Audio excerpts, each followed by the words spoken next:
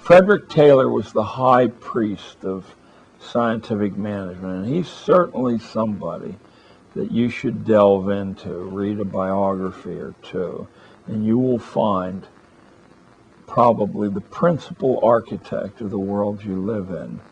In the past, Frederick Taylor wrote, he was the scientific management engineer for the Carnegies and the Rockefellers.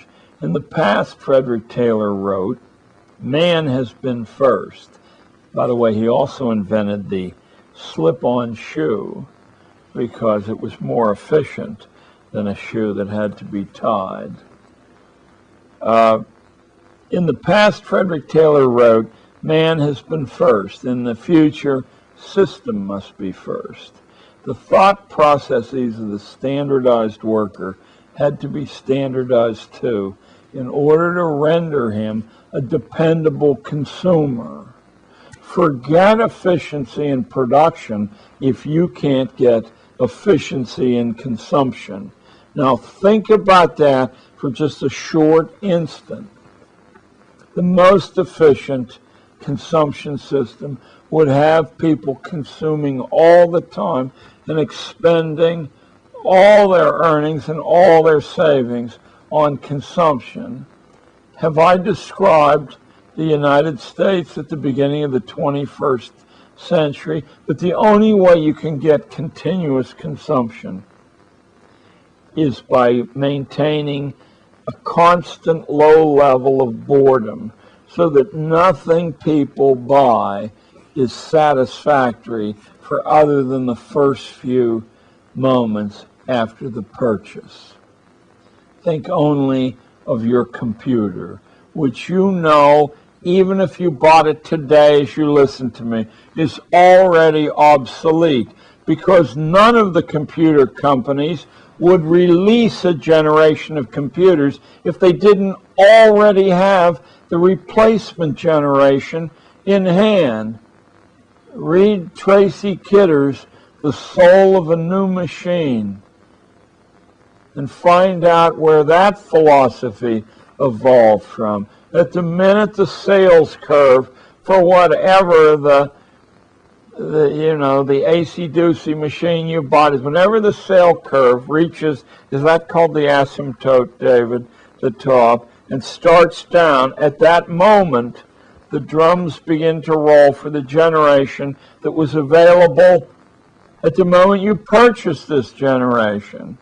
And it is tooled up and moved on to scene. Of course, its replacement, too, stands in the wings waiting for you to continuously consume and be dissatisfied with this machinery. The same thing's true of automobiles. It's true of everything because that's the logic of scientific management. You have to reach a point in human life where everything and anything machines make will be consumed enthusiastically. Well, they make an awful lot of stuff. Fortunately, the United States of America is there to consume it.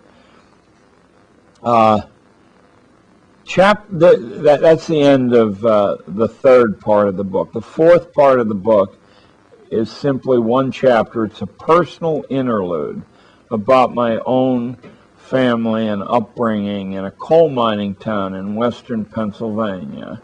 And if you had taken my family and put them under modern social work scrutiny, this is both my father's family and my mother's family, I would have grown up in social service work, in a foster home, and all of the people I knew who were all wonderful, wacky geniuses who fought constantly, they would have all been locked up.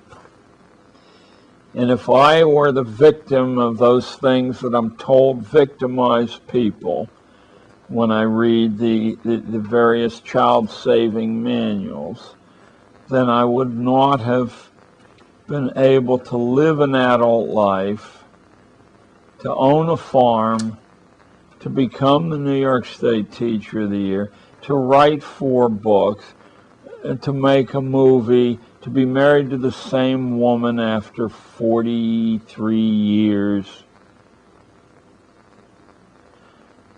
The truth is, like schooling, our insight into the mind of the developing young, A, is based on averages. Even the averages are suspect there.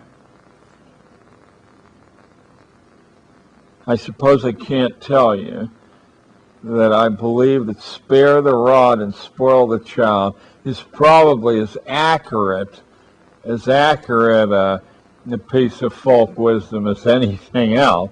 It's not 100% accurate, but certainly was accurate in my place. Nor do I look at anyone who applied the rod to my anatomy with anything other than love and gratitude. All right, that was my Green River. And why I throw that in is not for some personal display, but simply to show a personal contradiction to sociological wisdom and psychological wisdom as it's been packaged and vended to us. Part 4 of the book is called Metamorphosis. I try to show the change from an earlier traditional libertarian society. It's interesting because that's almost a contradiction in terms. We hardly have a record of a libertarian society in the West or the East. Where the models came from were American Indian tribes who didn't have a ladder of authority the way Hollywood shows, with the top guy having all the feathers in his hat. But very often the chiefships were exchanged. They were drawn by lot. And if that sounds bizarre to you, let me tell you that all of the leading positions in classical Greece were drawn by lot. If you wouldn't put your name in the hat or whatever container they use, then you weren't fit to be a citizen of Athens. And if they needed a water commissioner, all the citizen names were available, and the one they drew out was the water commissioner. And how about general of the armies? Exactly the same way.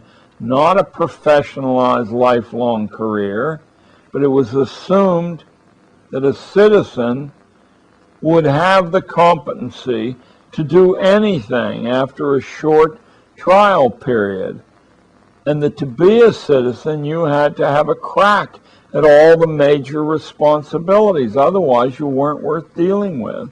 You were a slave. I think that might be a fresh perspective on the 21st century.